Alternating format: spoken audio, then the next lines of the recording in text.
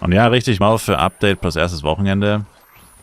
Ich wollte es nicht aussprechen, aber gut, hilft ja auch nichts, wenn man nicht drüber redet an sich. Da muss man halt wieder sagen, und das habe ich jetzt auch schon die letzten Tage immer wieder angesprochen, da ist halt Gala wieder schuld, weil sie halt einfach, sie sind so schlecht, was Marketing angeht und Hype aufbauen. Also sie haben es zwar diesmal also grundsätzlich haben sie es diesmal richtig gemacht, aber einfach die Tatsache, dass sie das Update nicht mehr angekündigt haben, also und ich habe es prophezeit, es ist zwar bisher erst einer in den Stream gekommen, aber gestern oder vorgestern hat einer gefragt, ja, ist das Update überhaupt schon live? Also er dachte wahrscheinlich, ich bin auf dem Testserver oder so. Und ich meine, wenn diese Frage kommt, heißt das einfach nur, Gala hat komplett verkackt. Also gut, ich weiß nicht, ob das ein aktiver Spieler war. Vermutlich eher nicht. Also es wird jetzt so ein, keine Ahnung, Casual Viewer oder Casual Spieler gewesen sein, maybe. Aber also diese Frage darf nicht kommen. Also wenn diese Frage vor allem auch öfter kommt, dann hast du ja komplett reingeschissen. Wenn Leute nach 1, 2 Tagen fragen, ja, ist das Update überhaupt schon live? So, hä? Ja, natürlich ist es live, aber es wurde halt nicht angekündigt. Und deswegen hat das nicht so viel... Haben das viele Leute nicht mitbekommen oder nicht so viele Leute mitbekommen. Und ich meine, nicht nur ankündigen, also ich meine, andere Games, ganz ehrlich, da machst du halt einen Countdown, du machst ein fettes Social Media Giveaway, teilt diesen Beitrag, hier neues Update am so und so 4. Teilt diesen Beitrag, um die Chance auf 10.000 F-Coins zu haben. Dann wird das auf Instagram ein paar 100 Mal geshared, auf Facebook ein paar 100 Mal und so weiter. Dadurch erreichst du ein paar Leute, die das vielleicht dann mitbekommen. Damit erreichst du dann vielleicht auch viele Leute, die gerade Pause gemacht haben und wirklich gar nichts wussten, dass überhaupt ein Update geplant ist oder so. Und davon machen die gar nichts. Nichts davon.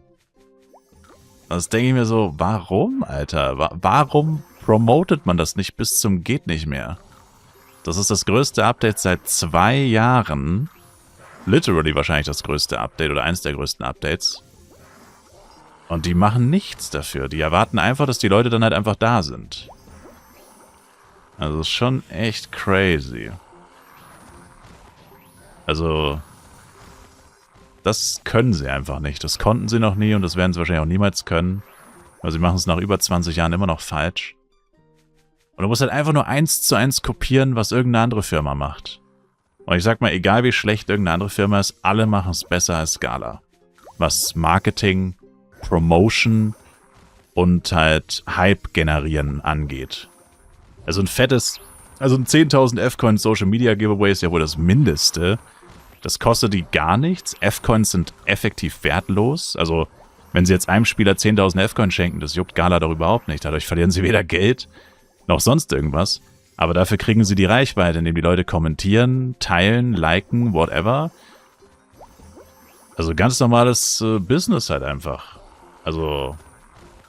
Oder halt auch so ein Countdown. Jeden Tag zeigst du noch mehr vom Update. Irgendwas, was auch auf dem Testserver nicht drauf war oder so. Gut, zugegebenermaßen, es gab nicht viel, was nicht auf dem Testserver drauf war. Aber auch so ein Countdown, so ein 10-Tage-Countdown. Jeden Tag irgendwelche Infos, irgendwelche Lore, irgendwelche NPCs, irgendwelche Skins oder so stellst du vor. Machst ein paar Screenshots und so, machst so einen Countdown, um da auch nochmal jeden Tag einfach die Reichweite zu farmen und noch mehr Leute eben zu erreichen, dass sie das mitbekommen, dass da was kommt. Und das ist crazy. Oder in dem Fall tatsächlich auch ein paar Streamer kaufen, haben sie in der Vergangenheit auch schon gemacht. Dann bezahlst halt ein paar Larrys, dass sie spielen. Bringt natürlich nicht so viel, aber da ist zumindest die Twitch-Kategorie ein paar Tage lang voller.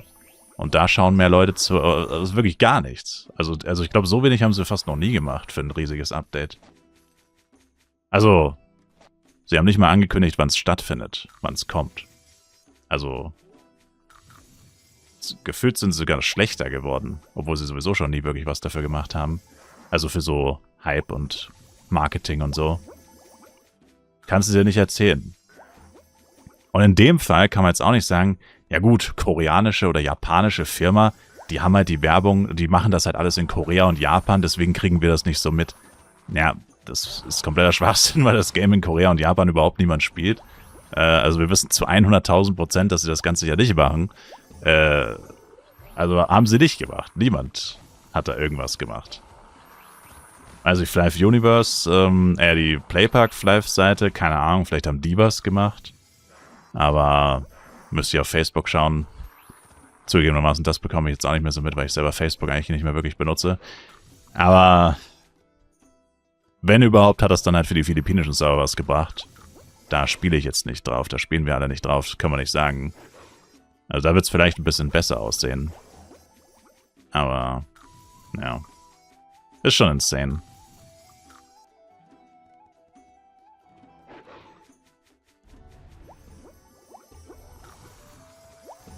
Manchmal frage ich mich echt, woran das liegt, weil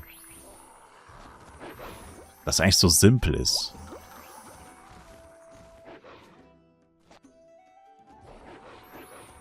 Was ich halt an Galas Stelle machen würde, das habe ich schon 1000-mal gesagt, und ich finde, das ist so eine gute Idee. Keine Ahnung. Vielleicht bin ich auch ein Ausbeuter, ich weiß es nicht.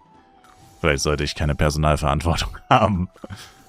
Aber was ich halt an Galas Stelle machen würde, also, und ich vermute mal in Japan, Korea, ist das ähnlich wie in Deutschland. Studenten. Die mit Abstand billigste und zeitgleich aber auch, wenn du die richtigen Leute erwischt, natürlich, nicht alle, aber Studenten sind die billigste und zeitgleich motivierteste Arbeitskraft, die du finden kannst.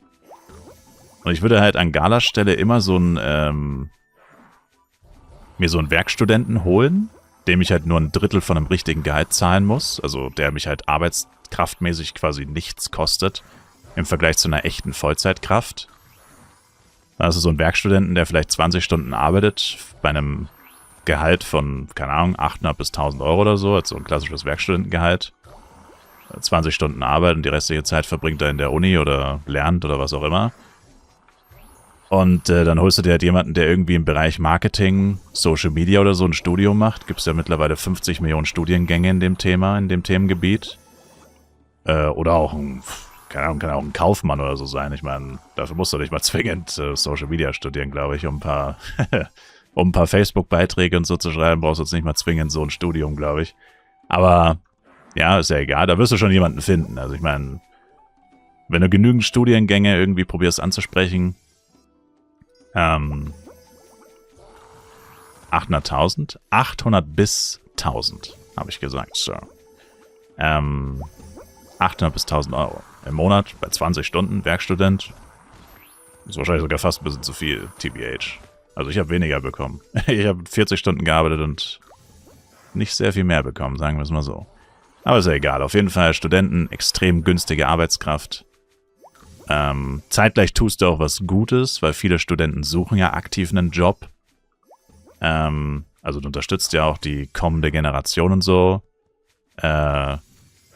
Beziehungsweise bietest du den Leuten halt einfach auch einen interessanten Job. Ich meine, klar, Gala ist jetzt kein Blizzard oder sowas, aber es ist trotzdem eine Gaming-Firma, wo jemand, der sich halt für Gaming oder für Tech-Unternehmen sowas interessiert, zumindest halt mal in seinem Lebenslauf schreiben kann, ja, ich habe mal bei so einem Unternehmen gearbeitet. Ich meine, schaden wird es jetzt wahrscheinlich nicht.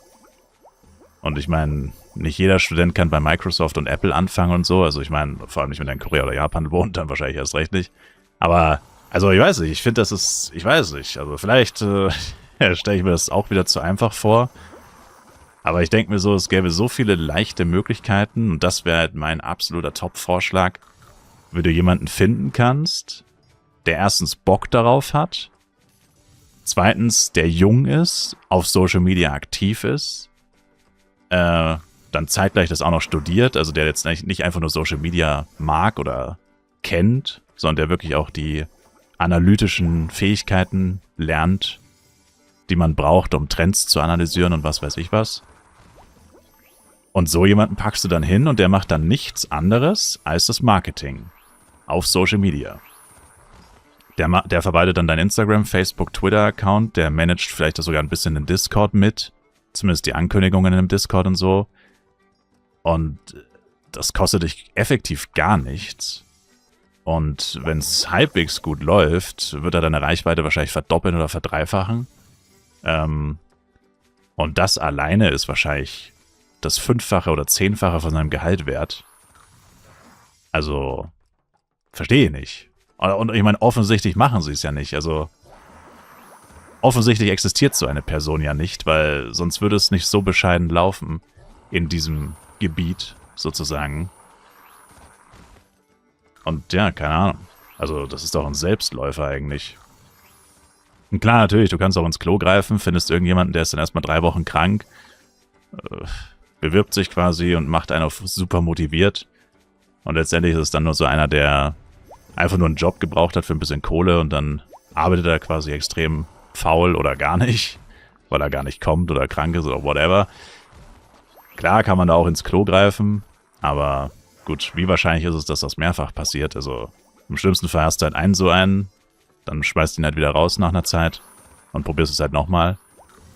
Kann schon passieren, also ich meine, da gibt es natürlich auch Downsides, wenn man da die falschen Leute erwischt, schon klar. Aber, ja gut, kann man halt auch nicht ändern, ist halt so.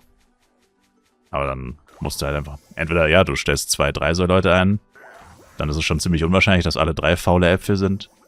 Da wird dann schon einer dabei sein, der es richtig gut kann oder macht. Und dann hast du ja auch die Möglichkeit, wenn er dann richtig Bock drauf hat und die Firma mag und so, kannst du ihn ja auch dann später übernehmen. Dann hast du vielleicht dann direkt eine Vollzeitkraft, die sich schon voll gut auskennt bei dir, wo du auch weißt, der kann was, der macht was und der bringt einen Mehrwert. Aber, ja, schwierig. Wir können da natürlich nicht viel mitreden. Und mit nicht viel meine ich überhaupt gar nicht.